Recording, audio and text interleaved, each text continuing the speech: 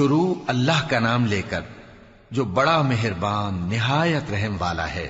الف لام میم۔ کیا لوگ یہ خیال کیے ہوئے ہیں کہ صرف یہ کہنے سے کہ ہم ایمان لے آئے چھوڑ دیے جائیں گے اور ان کی آزمائش نہیں کی جائے گی؟ اور جو لوگ ان سے پہلے ہو چکے ہیں ہم نے ان کو بھی آزمایا تھا اور ان کو بھی آزمائیں گے، سو اللہ ان کو ضرور معلوم کرے گا جو اپنے ایمان میں سچے ہیں اور ان کو بھی جو جھوٹے ہیں۔ کیا وہ لوگ جو برے کام کرتے ہیں یہ سمجھے ہوئے ہیں کہ یہ ہمارے قابو سے نکل جائیں گے؟ جو فیصلہ یہ کرتے ہیں برا ہے۔ جو شخص اللہ کی ملاقات کی امید رکھتا ہو تو اللہ کا مقرر کیا ہوا وقت ضرور آنے والا ہے، اور وہ سننے والا ہے، جاننے والا ہے۔ اور جو شخص محنت کرتا ہے تو اپنے ہی فائدے کے لیے محنت کرتا ہے، بے شک اللہ تو سارے جہان سے بے نیاز ہے۔ اور جو لوگ ایمان لائے اور نیک عمل کرتے رہے ہم ان کے گناہوں کو ان سے دور کر دیں گے اور ان کو ان کے اعمال کا بہت اچھا بدلہ دیں گے۔ اور ہم نے انسان کو اس کے ماں باپ کے ساتھ نیک سلوک کرنے کا حکم دیا ہے۔ اے مخاطب، اگر تیرے ماں باپ تجھے مجبور کریں کہ تو میرے ساتھ کسی کو شریک بنائے جس کی حقیقت کی تجھے واقفیت نہیں تو ان کا کہا نہ مانیو۔ تم سب کو میری طرف لوٹ کر آنا ہے، پھر جو کچھ تم کرتے تھے میں تم کو جتا دوں گا۔ اور جو لوگ ایمان لائے اور نیک عمل کرتے رہے ان کو ہم نیک لوگوں میں داخل کریں گے۔ اور بعض لوگ ایسے ہیں جو کہتے ہیں کہ ہم اللہ پر ایمان لائے، پھر جب ان کو اللہ کے راستے میں کوئی ایذا پہنچتی ہے تو لوگوں کے ایذا پہنچانے کو یوں سمجھتے ہیں جیسے اللہ کا عذاب۔ اور اگر تمہارے پروردگار کی طرف سے مدد پہنچے تو کہتے ہیں کہ ہم تو تمہارے ساتھ تھے۔ کیا جو اہل عالم کے سینوں میں ہے اللہ اس سے واقف نہیں؟ اور اللہ ان کو ضرور معلوم کرے گا جو سچے مومن ہیں، اور وہ منافقوں کو بھی معلوم کر کے رہے گا۔ اور جو کافر ہیں وہ مومنوں سے کہتے ہیں کہ ہمارے طریقے پر چلو اور ہم تمہارے گناہ اٹھا لیں گے، حالانکہ وہ ان کے گناہوں کا کچھ بھی بوجھ اٹھانے والے نہیں۔ کچھ شک نہیں کہ یہ جھوٹے ہیں، اور یہ اپنے بوجھ بھی اٹھائیں گے اور اپنے بوجھوں کے ساتھ اور لوگوں کے بوجھ بھی۔ اور جو جھوٹ یہ لوگ گھڑتے رہے قیامت کے دن ان کی ان سے ضرور پرسش ہوگی۔ اور ہم نے نوح کو ان کی قوم کی طرف بھیجا تو وہ ان میں 50 برس کم 1000 برس رہے۔ پھر ان لوگوں کو طوفان کے عذاب نے آ پکڑا اور وہ ظالم تھے۔ پھر ہم نے نوح کو اور کشتی والوں کو نجات دی اور کشتی کو اہل عالم کے لیے نشانی بنا دیا۔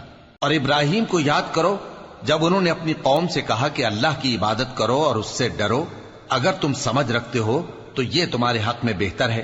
تم تو اللہ کو چھوڑ کر بتوں کو پوجتے اور جھوٹی باتیں بناتے ہو۔ جن لوگوں کو تم اللہ کے سوا پوجتے ہو وہ تم کو رزق دینے کا اختیار نہیں رکھتے، پس اللہ ہی کے ہاں سے رزق طلب کرو اور اسی کی عبادت کرو اور اسی کا شکر کرو، اسی کی طرف تم لوٹ کر جاؤ گے۔ اور اگر تم جھٹلاتے ہو تو تم سے پہلے بھی امتیں اپنے پیغمبروں کی تکذیب کر چکی ہیں، اور پیغمبر کے ذمے کھول کر سنا دینے کے سوا اور کچھ نہیں۔ کیا انہوں نے نہیں دیکھا کہ اللہ کس طرح خلقت کو پہلی بار پیدا کرتا ہے پھر کس طرح اس کو دوبارہ پیدا کرے گا؟ یہ اللہ کو آسان ہے۔ کہہ دو کہ ملک میں چلو پھرو اور دیکھو کہ اس نے کس طرح خلقت کو پہلی دفعہ پیدا کیا ہے، پھر اللہ ہی دوسری بار بھی پیدا کرے گا۔ بے شک اللہ ہر چیز پر قادر ہے۔ وہ جسے چاہے عذاب دے اور جس پر چاہے رحم کرے، اور اسی کی طرف تم لوٹائے جاؤ گے۔ اور تم اس کو نہ زمین میں عاجز کر سکتے ہو نہ آسمان میں، اور نہ اللہ کے سوا تمہارا کوئی دوست ہے اور نہ مددگار۔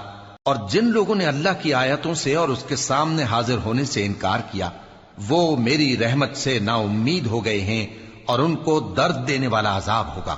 تو ان کی قوم کے لوگ جواب میں بولے تو یہ بولے کہ اسے مار ڈالو یا جلا دو، مگر اللہ نے ان کو آگ میں جلنے سے بچا لیا۔ جو لوگ ایمان رکھتے ہیں ان کے لیے اس میں نشانیاں ہیں۔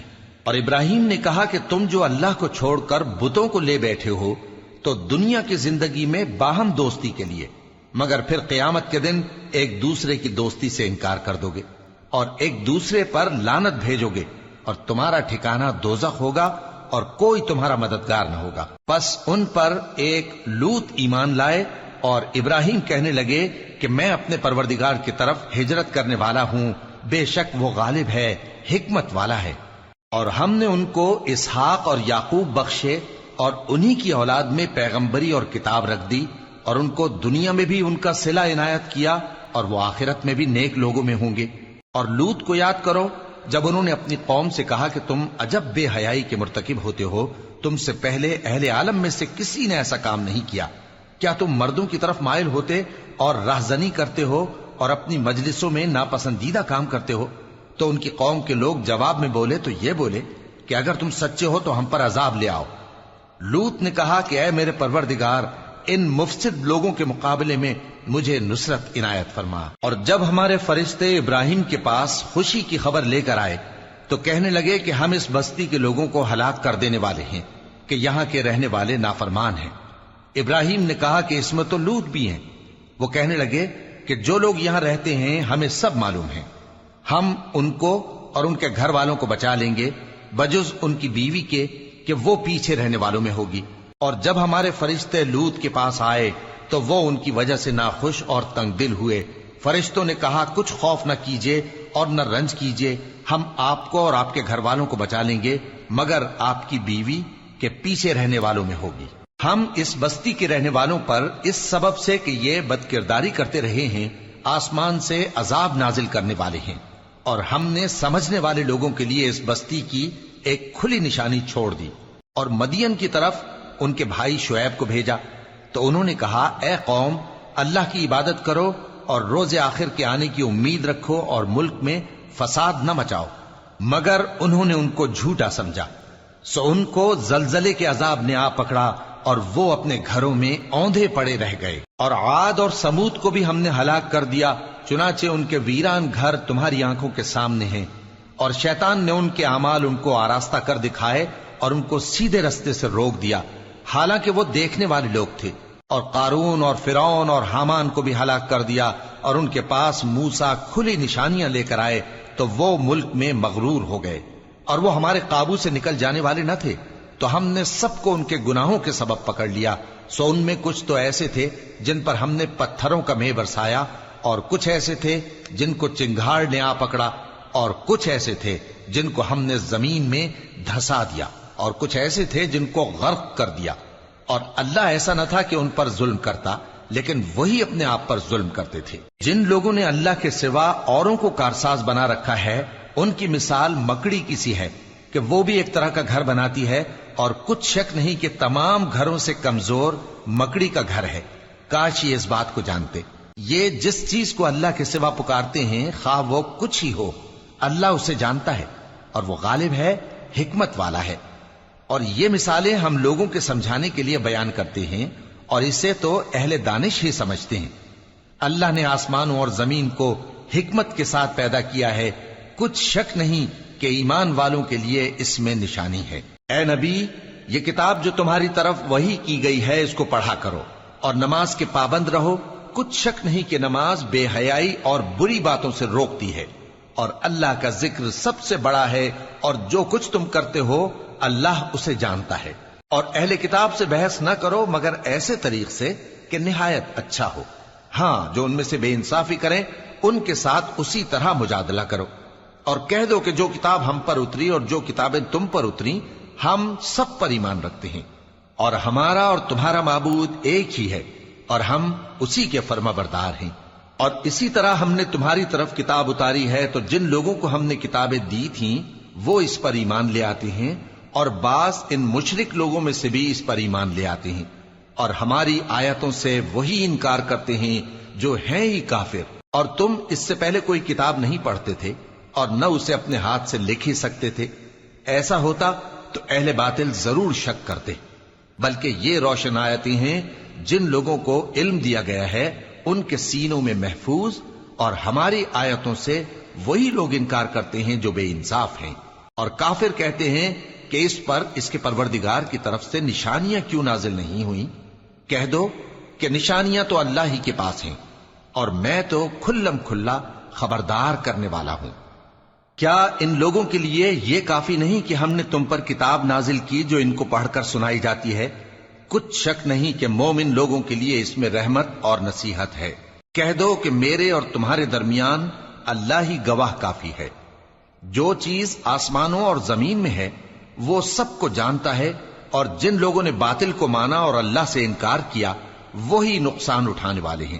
اور یہ لوگ تم سے عذاب کے لیے جلدی کر رہے ہیں، اور اگر ایک وقت مقرر نہ ہو چکا ہوتا تو ان پر عذاب آ بھی گیا ہوتا، اور وہ کسی وقت میں ان پر ضرور اچانک آ کر رہے گا اور ان کو معلوم بھی نہ ہوگا۔ یہ تم سے عذاب کے لیے جلدی کر رہے ہیں، جبکہ دوزخ تو کافروں کو گھیر لینے والی ہے۔ جس دن عذاب ان کو ان کے اوپر سے اور ان کے پیروں کے نیچے سے ڈھانک لے گا، اور اللہ فرمائے گا کہ جو کام تم کیا کرتے تھے اب ان کا مزہ چکھو۔ اے میرے بندو جو ایمان لائے ہو، میری زمین فراخ ہے تو میری ہی عبادت کرو۔ ہر شخص موت کا مزہ چکھنے والا ہے، پھر تم ہماری ہی طرف لوٹ کر آؤ گے۔